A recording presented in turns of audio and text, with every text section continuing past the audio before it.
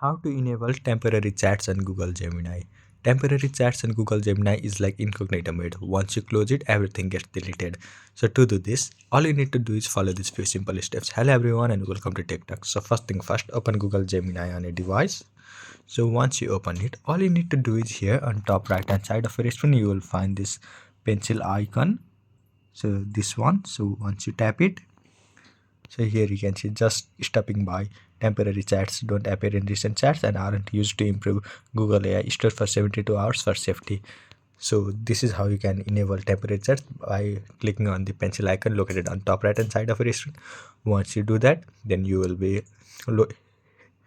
sent to this page temporary chat. So whatever you type here, so let me make a quick conversation. So once you close it, it will disappear, so it will no longer be saved on your history. So whatever remains goes deleted once you close the chat. So this is how you can enable temporary chats on Google Gemini. I hope you found this video helpful. Thank you for watching. Follow us for more helpful tutorials. Subscribe.